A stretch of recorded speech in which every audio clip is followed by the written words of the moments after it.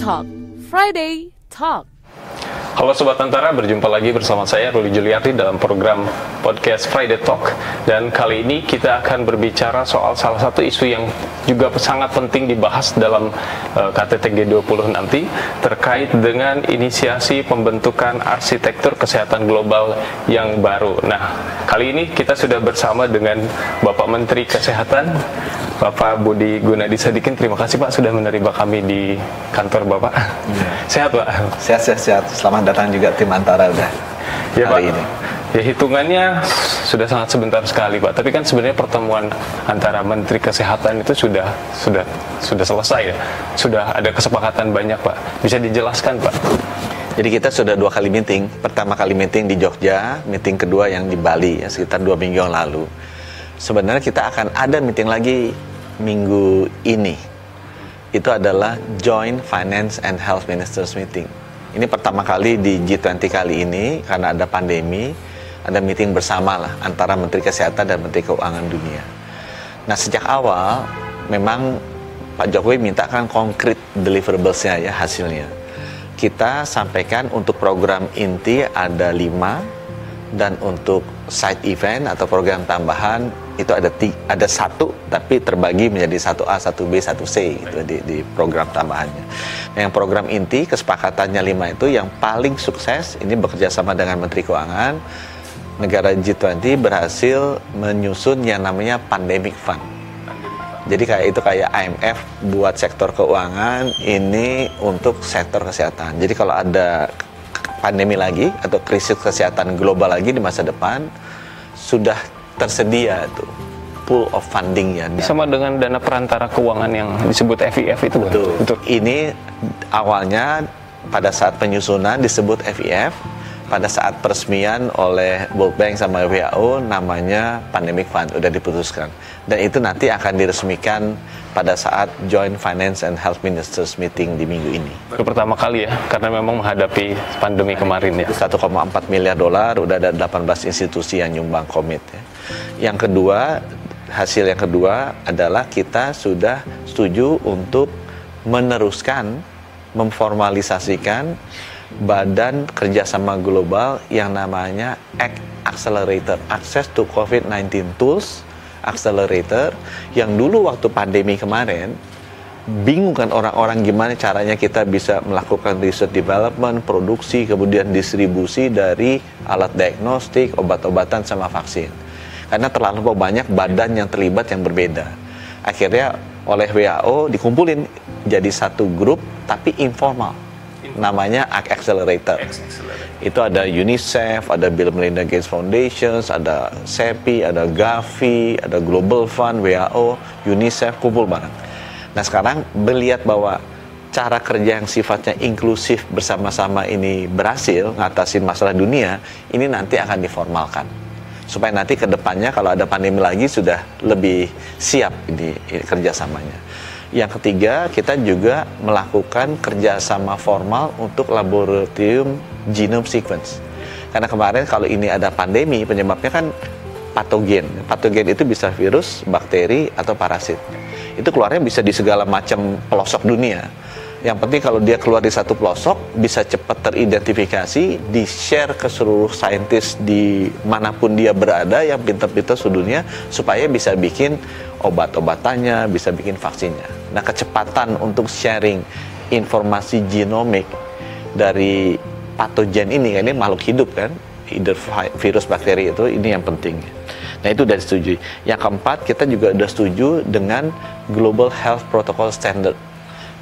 Ini pengalaman begitu ada pandemi kan lockdown tuh. Lockdown nggak bergerak kan orang-orang.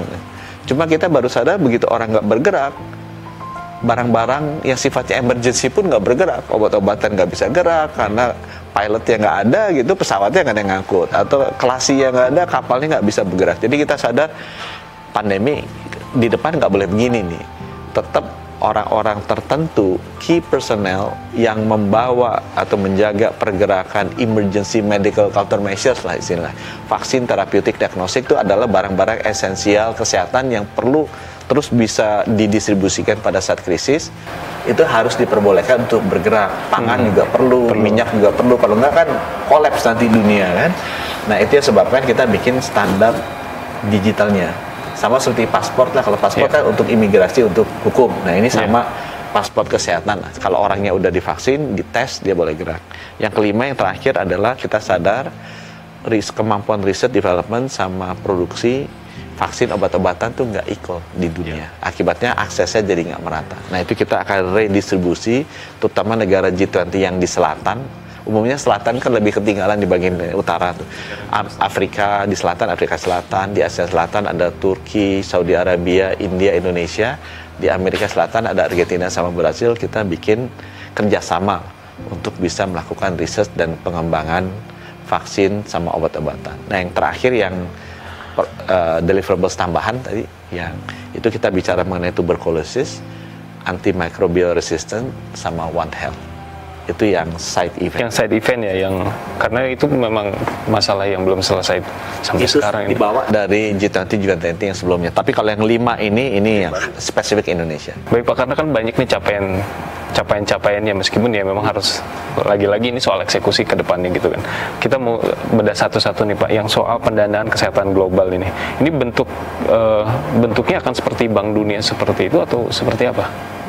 Semua badan dunia, ya contohnya kalau di kesehatan ada yang namanya COVAX Gavi yang kemarin beli vaksin kemudian mendistribusikan ke seluruh dunia. Karena badan-badan dunia kesehatan ini nggak seterkenal keuangan kali ya, karena krisisnya kan lebih jarang, 100 tahun sekali ya. Tapi contohnya yang paling besar kemarin, yang perannya di pandemi kemarin sangat besar adalah Gavi. Gavi ini adalah badan dunia yang ngurusin pembelian vaksin dan distribusi vaksin ke seluruh dunia. Ini gede sekali kemarin ya. Nah, badan dunia ini awalnya dari FIF. Jadi Financial Intermediary Fund, berapa mungkin 8 tahunnya lalu, apa 10 tahunnya lalu, di G20 di Tokyo, dia bikin tuh Gavi. Nanti berkembang 2 tahun, 3 tahun, karena makin besar, akhirnya jadi institusi sendiri. Ada badan dunia lagi kesehatan namanya Global Fund. Itu untuk HIV, tuberculosis, malaria. Itu mulainya FIF dulu. Jadi ini seakan-akan sebelum jadi IMF, jadinya FIF dulu keuangan gitu. Cuman sekarang ini FIF kesehatan, sekarang jadi mudah-mudahan nanti benar-benar bisa jadi International Pandemic Fund, misalnya kayak IMF. Khusus pandemik gitu, tapi khusus pandemik. Pandemi. Krisis kesehatan. Kalau IMF kan krisis keuangan gitu. Nah Pak, soal kemudahan mobilisasi sumber daya kesehatan yang esensial di yang kemarin kita belajar dari pandemi gitu kan. Nah Indonesia kan melihat itu sebagai ada inequality nih gitu. Dan apalagi kalau kita bandingkan negara maju bisa nyelamatin dirinya lebih cepat, sementara negara yang kurang maju kan sampai sekarang pun masih struggling Pak. Nah kalau misalnya seperti ini, sudah ada kemudahan tadi, mobilisasi, diharapkan dalam presidensi nanti kesepakatan yang paling real itu apa Pak? Jadi terkait dengan akses ke istilah kita tuh emergency health countermeasures. Intinya ada 3 tuh. Diagnostic tools, vaksin, sama therapeutic obat-obatan. Ini yang paling kemarin susah diakses kan. Nah, masalahnya ada 2. Itu yang kita solve di deliverables nomor 1 sama nomor 2. Yang nomor 1 harus ada uangnya. Kalau nggak ada uangnya, gimana bisa negara-negara miskin dapat akses? Gitu kan, harus ada yang bayarin. Kalau negara maju dia punya uang, makanya Amerika, Israel, Kanada, Singapura dapat dulu itu vaksinnya. Jadi ada isu uangnya. Nah isu uangnya diberesin dengan pandemic fund ini. Jadi pandemic fund ini disusun. Kalau nanti ada pandemi lagi, negara miskin nggak usah khawatir, karena udah ada yang support mereka nih. Ya. Yang kedua, begitu uangnya udah ada, beda dengan krisis keuangan. Kalau ada krisis keuangan Indonesia, IMF dikasih uang selesai. Kalau Indonesia ada krisis kesehatan kemarin, Indonesia punya uang tapi nggak punya vaksinnya kan, punya uang nggak ada maskernya, punya uang nggak ada ventilatornya. Jadi kita mesti bikin istilah yang kedua tuh uses of fund. Tadi yang pertama kan sources of fund, bikin pandemic fund, selesai. Sekarang uses of fundnya, gimana uang ini bisa ditranslate menjadi equal access ke emergency medical countermeasures tadi, vaksin, therapeutic diagnostic. Nah ini yang tadi kita bilang pengalaman di pandemi kemarin, supaya kita nggak reinvent the wheel, itu ada kerjasama informal dari badan-badan dunia. WHO yang nanti negara ini dapat ini, negara ini dapat ini, negara ini dapat ini. Ini yang bisa bayar, ini nggak bisa bayar. Nanti Gavi masuk, oh ya vaksin begini. Ada institusi namanya Fine masuk begini. UNICEF bantuin masker begini. Nah itu yang kesepakatan kedua yang kita capai. Kita memformalkan kerjasama internasional supaya negara-negara miskin yang tadi udah ada uangnya, bukan hanya terima uang aja, tapi uangnya itu dia bisa ubah menjadi akses yang adil, sama seperti negara-negara maju ke emergency health countermeasure yang bentuknya bisa vaksin, diagnostik tool kayak tes PCR, tes antigen, dan juga therapeutics, obat-obatan. Yes. Itu kan ada datanya yang seliweran kan, dia akses Indonesia, lihat limitnya berapa, dia approve, oh limitnya segini, dia nariknya masih cukup. Itu kan data itu seliweran secara digital. Nah kita meniru mekanisme ini. Ada mekanisme trusted key repository. Nah itu kita taruh nanti di WHO. WHO yang pegang apa istilahnya lah, encryption key-nya, sehingga seluruh negara dunia akan merasa aman bahwa pertukaran data masyarakat mereka itu aman.